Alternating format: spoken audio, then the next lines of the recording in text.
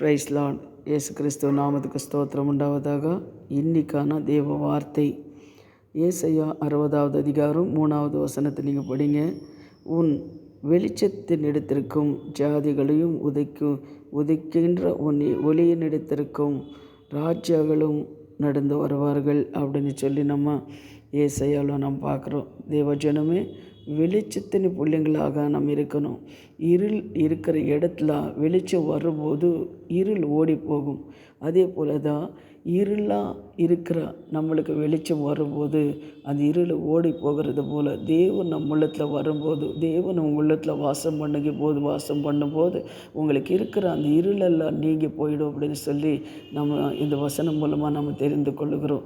ஆனால் இன்னொரு வசனம் கூட தேவன் சொல்லியிருக்கிறார். மத்தேயு 5வது அதிகாரத்தில் சொல்லியிருக்கிறாரு, இந்த உலகத்தில் நீ என்ன பண்ணு, உப்பாக இரு, இந்த உலகத்துக்கு நீ வெளிச்சமாக இரு அப்படின்னு சொல்லி கூட மத்தேயு 5வது அதிகாரத்தில் நம்ம பார்க்குறோம். இயேசு கிறிஸ்து சொல்லுகிறார், இந்த உலகத்தில் நீ வெளிச்சமாக இரு அப்படின்னு.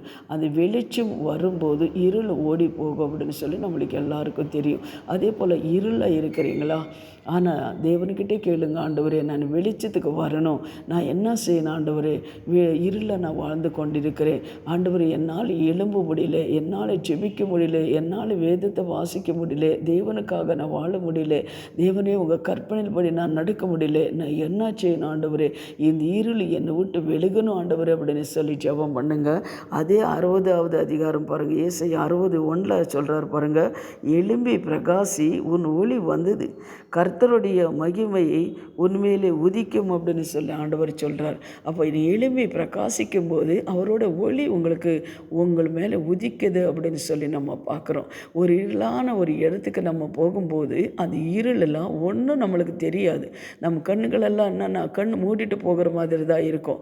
அதே அந்த இருளான அந்த இடத்துல வெளிச்சம் வரும்போது எல்லாமே நம்ம கண்களுக்கு எல்லாமே தெரியும். அதுபோல தான் நம்ம ஆண்டவர்கிட்ட வரும்போது, ஆண்டவரை நம்ம நேசிக்கும் போது, அவரை பாதத்தில் நீங்கள் வரும்போது உங்களுக்கு இருளில் இருக்கிற நீங்கள்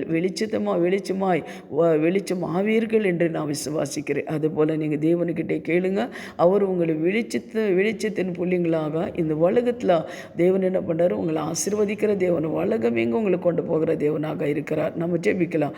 எங்களை அதிகமாக நேசிக்கிற பரலோக பிதாவே, சர்வ வல்லமுள்ள தேவனே, சுவாமி, இந்த வார்த்தை தேவனீர் கொடுத்ததுக்காக நன்றியப்பா. கேட்குற ஒவ்வொரு ஜனங்களும் உள்ளத்தில் பரிசுத்தாவியானவர் நீர் பேசுங்கப்பா. யார் யார் ஆண்டவர் இருளாக இருக்கிறாங்களோ உங்களெல்லாம் வெளிச்சத்தின் பிள்ளைங்களாக நீர் மாற்றுறது கிருபைக்காக உங்களுக்கு நன்றி ஆண்டவர். என்னென்ன காரியத்தில் ஆண்டவர் இருளாக இருக்கிறாங்களோ எல்லா காரியங்களும் வெளிச்சமாய் மாறிட்டு சுவாமி. இயேசுவே ஸ்தோத்திரம். இயேசுவின் நாமத்தை ஜெபிக்கிறோம் பிதாவே. ஆமேன். God bless you. கர்த்தர் உங்களை ஆசீர்வதிப்பார். ஆமேன்.